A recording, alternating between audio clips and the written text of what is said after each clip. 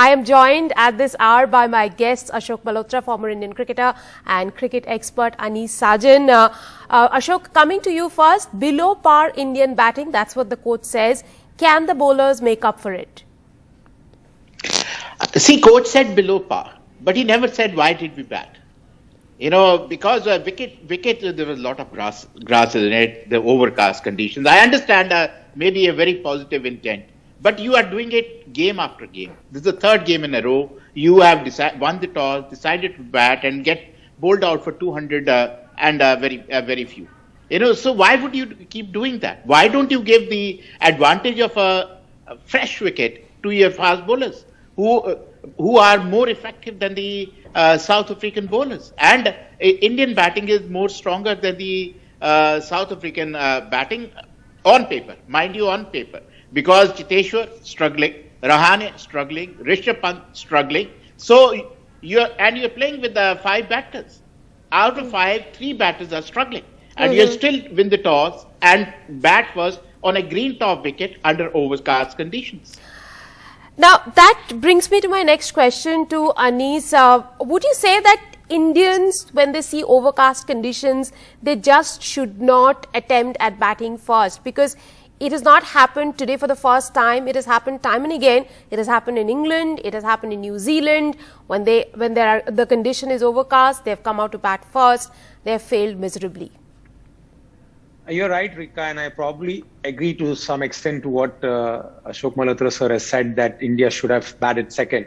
But the conditions might have been tough in the morning to bat. There were overcast conditions. But having said that, India has done this in the past and gone out of jail because the bowlers have bailed them out. Unfortunately, time and again, our batsmen have not done the batting right. Today it was the Virat Kohli masterclass. Otherwise, it has been either Rahul or Rohit bailing them out. The middle order has not been putting on the runs. And I'm afraid it was the same case today. And if I have to just add one more line to what Ashok Malhotra said, that why did India bat first? Why did India not put South Africa to bat? But mind you, chasing 4, rather batting last in South Africa or in any other conditions, India doesn't have that batting class to play last. That's the reason I believe Virat Kohli has batted first. And if you see Virat Kohli's record, he's won more matches batting first and probably defending a total, even if it's 200, 225. Probably he relied on a tried and tested formula. But Ashok, when Kagiso Rabada came from the press conference, he was asked about the wicket and how much will it offer, assist the seamers tomorrow. He said there is enough in the pitch, enough for the bowlers and enough for the batters too. And for the bowlers to get wickets, they will have to bowl good balls. Do you think that this Indian bowling lineup now has it in them to bowl those 9 good balls and not allow South Africa to take a lead? Absolutely. Do they have a strategy in place? You know, I would like to ask, kind of strategy which South Africa had. They kept on bowling outside the off-stump and wide outside the off-stump to Virat Kohli. They didn't even bowl one ball on his pads. So that is, you have to have that discipline. Do we have that discipline? Do we have that strategy in place? I know there is life in the wicket. We have top-class bowlers in Shami and Bumrah. We got a wonderful bowler in Umesh Yadav and a golden arm, Shardul Thakur.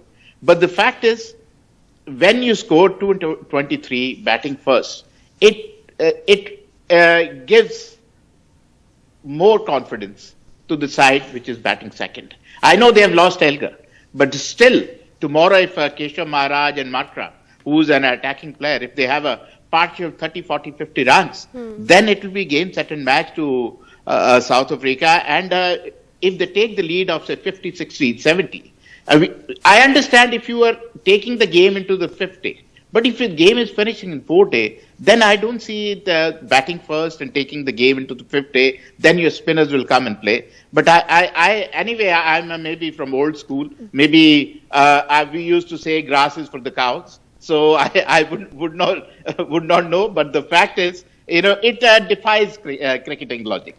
Ashok, you were talking about 4th and 5th day. Are you hopeful of this game going beyond the 3rd day?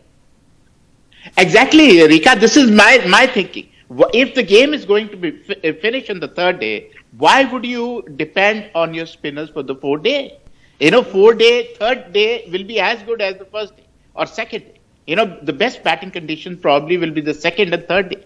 So first day, you have given them the advantage of bowling on a fresh wicket with overcast conditions. Right. You know, our generation, overcast condition, green top wickets. Bowl first. You just win the toss, put the other side in. But Anis, Bumrah has already struck to remove Dean Elgar, who scored a fantastic match-winning knock in the last game. Would India be slightly relieved with that right now?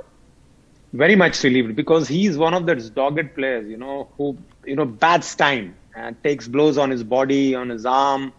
And as Ashok Malhotra said about Dean Elgar's partner, Markram, he's an attacking player. So there is every chance that he might probably give us a chance. So now it's about India's bowlers being patient. It's who buckles first or who probably blinks first. It's about India bowling in the right channel as South African bowlers did. Today, you have to give credit to the South African bowlers. They were bowling an absolute perfect line outside the off-stump. Not only to Virat Kohli, to every batsman, except Pujara got a few freebies on the leg side where he got few boundaries. Otherwise, they were disciplined. All the four fast bowlers were disciplined. And if India maintains the same line, why not? If we have to see how much of patience they have. And I believe India would probably sneak through if they bowl with the same discipline. Well, we'll have to wait and see if India is able to do that. Ashok, before we wind up, I have to ask you about the contest of the day, Kohli versus Rabada, particularly between the 47th and 49th over. When it reached fever pitch, there were edges, ball falling short, but no sledges. Absolutely. This is what Test cricket is all about, Rika. Two gladiators against each other. And, for everybody to see. This is what Test cricket is all about. He had a game plan for him, and Virat Kohli did not succumb to any of the game plans he had. Like Rabada said, we had a game plan, but he batted brilliantly. And he batted brilliantly, as I said before, reminded me of Sachin Tendulkar, where he took if you see, he never opened his bat for a cover drive. Even when he drove, he kept his bat straight towards mid-off, never opened his bat. So he had a game plan. He came with a strategy, how I'm going to bat. And that is what he did. He was very determined. And he batted brilliantly, I must say. And the stat that stands out for me is that the South African bowlers were producing one false shot for every 4 balls in the beginning. And that was the time when Kohli came in to bat. He stood there like a rock. He missed his 100, but arguably the best test knock Virat Kohli has played since his last 100. Well, that's a wrap on Turning Point for this evening. Thank you very much, gentlemen, for joining me on the broadcast.